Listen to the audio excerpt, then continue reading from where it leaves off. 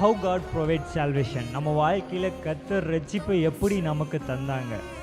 ஒரு 2 வசனத்தை உங்களுக்கு அழகாக வாசித்து காமிக்கிறேன். ரோமர் 5வது அதிகாரம் 8வது வசனம், ரோமர் 4வது அதிகாரம் 25வது வசனம். நாம் பாவிகளாயிருக்கையில் கிறிஸ்து நமக்காக மரித்ததினாலே தேவன் நம்மேல் வைத்த தமது அன்பை விளங்க பண்ணினார்.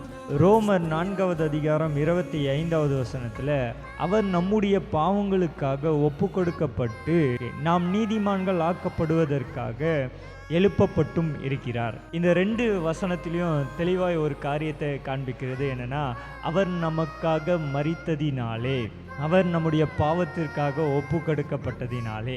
அப்போ ஹவு காட் ப்ரொவைட் சால்வேஷன்னா, அவர் நம்முடைய வாழ்க்கையில் எப்படி ரட்சிப்பை நமக்கு கொடுக்குறாங்கன்னா, அவர் மரித்ததினாலே, அவர் உயிர் தெழுந்ததினாலே, அவர் நமக்காக நம்முடைய பாவத்திற்காக மரித்ததினாலே நம்முடைய வாழ்க்கையில் ரட்சிப்பு அப்படின்ற ஒன்று நம்முடைய வாழ்க்கையில் வந்தது. வேதாகமம் நமக்கு தெளிவாக சொல்கிறது, பாவத்தை மன்னிக்கவும் பாவத்திலிருந்து நம்மளை வெளிக்கொண்டு வரவும் அவருடைய இரத்தம் மட்டுமே, அவருடைய வார்த்தை மட்டுமே, அவருடைய கிரியை மட்டுமே நம்மளை பாவத்திலிருந்து வெளியே கொண்டு வருகிற மிகப்பெரிய இரட்சிப்பாக இருக்கிறது. அவரை அன்றி ஒருவனும் பாவ மன்னிப்பை கொடுக்க முடியாது.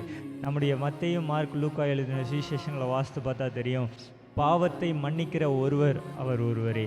அவர் பேர் தான் இயேசு கிறிஸ்து.